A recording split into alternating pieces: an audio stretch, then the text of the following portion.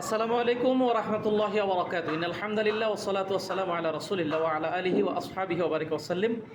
কাছে ও দূরে যে যেখানে বসে আজকের আয়োজন উপভোগ করছেন সকলকে আন্তরিক মোবারকবাদ জানাচ্ছি।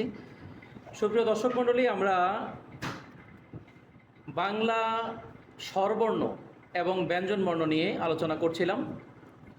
আমরা বর্ণের উচ্চারণগুলো কেমন হবে তা নিয়েও আমরা আলোচনা চালিয়ে যাচ্ছি। আজকে যা নিয়ে আমরা আলোচনা করব তা হচ্ছে চ, ব্যঞ্জন বর্ণের চ এবং ছ নিয়ে আলোচনা।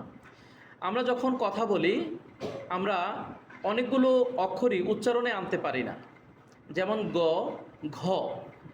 আমরা গ এবং ঘ তালগোল পাকিয়ে ফেলি। আরেকটা সবচেয়ে বড় ঝামেলা যেটাই হয় সেটা হলো চ এবং ছতে। চয়ের উচ্চারণ এবং ছয়ের উচ্চারণ আমরা অনেকেই বলতে পারি না। তা আমরা কিছু যদি ছন্দ মিলিয়ে নেই বা ছন্দ পড়ি, সেক্ষেত্রে আমরা খুব সহজেই চয়ের উচ্চারণগুলো এবং ছয়ের উচ্চারণগুলো আলাদা করতে পারবো।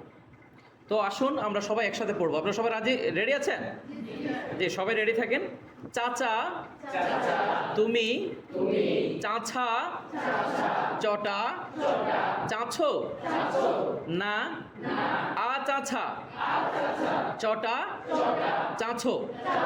একটু তাড়াতাড়ি বলবো। চাচা, তুমি, চাছা, চটা, চাছো, না, না, আ চাছা, চটা, চাছো। প্রথম যখন আপনারা বলতে যাবেন তখন আপনাদের মুখে তালগোল পাকিয়ে ফেলবেন, এটাই স্বাভাবিক। তবে এটাকে কন্টিনিউ করলে আমরা সহজেই বলতে পারবো। যেমন আমাদের আল জাহিদ ইসলামিয়া মাদ্রাসায় সকল শিক্ষক শিক্ষিকা আমরা প্র্যাকটিস করেছি, আমরা খুব সহজেই আমরা এই ছন্দটা বলতে পারি। আমরা চ এবং ছয়ের উচ্চারণ আমাদের একেবারে ক্লিয়ার। আরেকবার বলবো। চাচা, তুমি, চাছা, চটা, চাছো, না, আ চাছা, চটা, চাছো। আমরা আরেকটা ছন্দ পড়েছিলাম, সেই ছন্দটা আরেকবার পড়বো চ দিয়ে। সেটি হচ্ছে চাচায় চা চায়, চাচি চেঁচায়, চা চড়াতে চায় না চাচি, চচ্চড়ি চুলায়। কেন চা চড়াতে চায় না কেন? চচ্চড়ি মানে কি? চচ্চড়ি মানে ছোট মাছ দিয়ে পেঁয়াজ দিয়ে যে রান্না হয় এগুলোকে চচ্চড়ি বলে সাধারণত।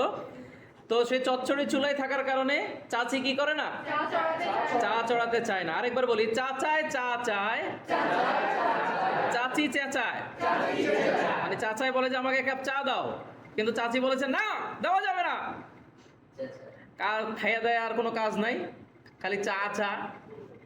তো তাদের চেঁচাচেচিতে আমরা কিছু চয়ের উচ্চারণ এবং ছয়ের উচ্চারণ শিখে যাব। চ যদি ছ থেকে আলাদা হয়ে যায় তাহলে উচ্চারণ ক্লিয়ার।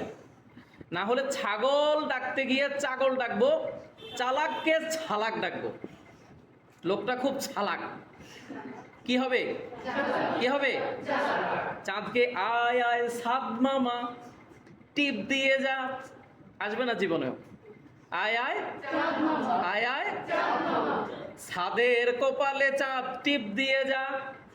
ছাদের কপালে টিপ দিবে না চাঁদের কপালে দিবে? এই কারণে আমাদের উচ্চারণের দরকার আছে না নাই? আমরা যারা বিশেষ করে আলেম ওলামা তাদের জন্য বলি আমাদের উচ্চারণ শুদ্ধ করতে হবে। যেমনিভাবে আমরা আলহামদুলিল্লাহ গোটা বাংলাদেশে কোরআনের উচ্চারণ, আপনি কক্সবাজার যান দেখবেন যে শুদ্ধ উচ্চারণে কোরআন চলছে।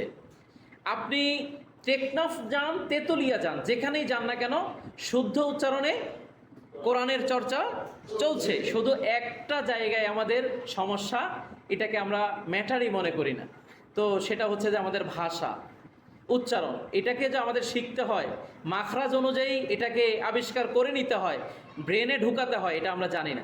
আপনি যত শুদ্ধ ভাষায় কথা বলবেন আপনি তত স্মার্ট। মনে রাখবেন, আমাদের বড় বড় আলেমদের মাঝে যারা খুব শুদ্ধ প্রমিত উচ্চারণে কথা বলে তাদেরকে কিন্তু আমরা খুব আলাদা চোখে দেখি, ঠিকই না?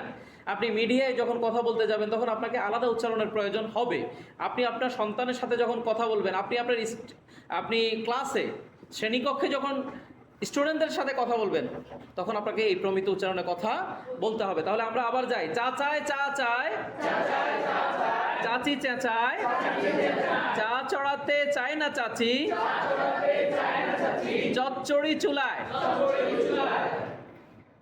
আলহামদুলিল্লাহ।